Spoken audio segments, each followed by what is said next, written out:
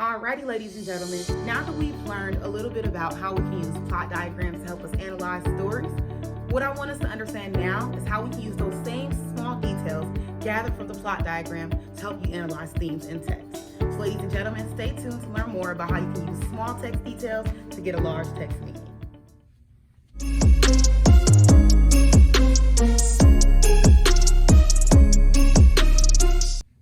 All right, here's our lovely plot diagram that we've already spent some time analyzing. Now what we're going to do is take a common story, The Three Little Pigs, and put it to work with a plot diagram, and then you'll be able to understand how you can use those small details to pull large text meaning, like themes, out of the text. So, The Three Little Pigs, we're all familiar with it, right?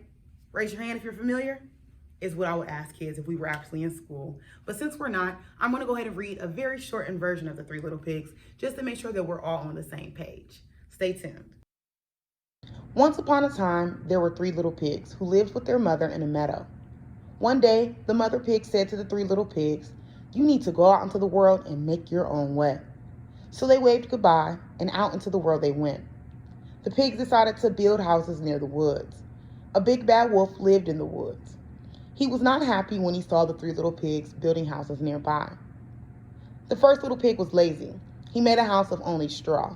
The big bad wolf huffed and puffed and blew it down. The second little pig worked a little harder than the first little pig. He made a house of twigs. The big bad wolf huffed and puffed and blew that house down too.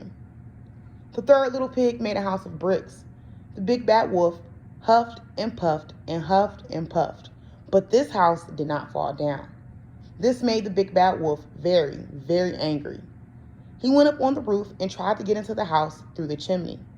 He climbed into the chimney and slid down into a pot of boiling water. He ran out of the house and never, ever came back. So now let's go ahead and map out the three little pigs in case we're still a little shaky on what the details are. So looking at the plot diagram, first you get your exposition. We meet Mama Pig and the three little pigs. Those are the only characters that we meet early on. And the initial incident that we run into is that Mama Pig tells the three little pigs that it's time for them to grow up and move out. They need to find their own. So what we've learned with the plot diagram is that when the characters go to solve their initial incident, they typically run into a series of other issues, ultimately making the situation much worse than it needed to be. So what do the three little pigs do? They go and find them a home. But what happens when they find them a home? They move into a place where the big bad wolf is not too far off. And if you know what a wolf is, you probably wouldn't want to live near one if you had to either. So the pigs now trying to solve their next issue by building houses. Only the pigs are inexperienced. Not only that, they're lazy. So the first pig builds a house of straw, trying to protect himself from the wolf. And what does the wolf do? Blow it down. The next pig saying, "Oh, okay, I'm gonna be a little smarter. I'll use twigs." And what does the wolf do? Blow that down again. So in our rising action, in that initial incident, we are learning what the characters are facing, what challenges are they facing, and how they choose to rise to those challenges. Now, ladies and gentlemen, when we get to that peak point, when we get to the mountaintop of the story, that is where everything reaches a head, okay? And that is where you see how your characters are rising to the ultimate conflict that they are being faced with. And at the climax, we find the wolf thinking that he's big and bad, he's already blown down two houses, he's gonna be able to do the same to the third. So what does he try to do? He tries to do just that. He tries to blow down that brick house, but he's not able to. So he seeks another way to get in. And how many of you were already familiar with the fact that when he got inside the house, he saw something that he wasn't supposed to, or he ran into a situation that he didn't think he was going to? And how many of you all were familiar with the pot of water? Raise your hand for that.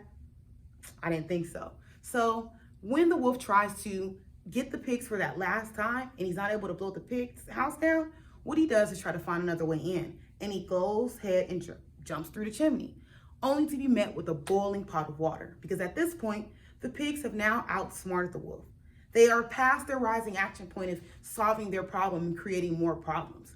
Now they've gotten to the point where they have solved their conflict in a way that it will not return. Because remember, at the mountaintop, there's no going back. There's no going back. Either you're in or you're out. And the pigs decided that the wolf was going to be out. So when he came down that chimney, he got burned. And remember, again, that's that peak part of the story. That's the highest point that we're going to get to. So your resolution As your story is kind of unraveling, your resolution is where you see the ultimate growth from your characters. So the three little pigs have grown. They now live in the strongest house, and they're prepared in the case that the wolf comes back to attack again. So ladies and gentlemen, that's a very quick way of how we can use the common Three Little Pigs story in a plot diagram. Now let's look at 3 specific things as to what you can focus on when it comes to pulling themes out of text. So when you think about the initial incident, ladies and gentlemen, that is where you are first introduced to who the characters are and what issues they're facing. You're learning about how they're dealing with those issues, how they feel about them personally, if it's impacting them, if it's not, if they're going to choose to try to find a solution. But ultimately, your conflict is where you learn about the characters, who they are and who they might turn into. So you want to make sure that you're pointing out the conflict in any story that you read, because ultimately that conflict is what you're going to go back to when it's time to talk about the themes or the messages that you're pulling out of the text.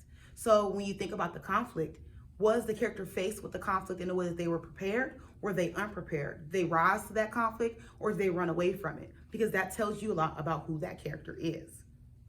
Secondly, of course, you want to look at the peak of the story, that climax. When everything is hitting the fan, how are your characters dealing with the conflict that they found in the beginning of the story? Did they seek help? Did they grow and develop in a way that they had to so they can rise to that occasion? Did they shrink? Did they run away from it?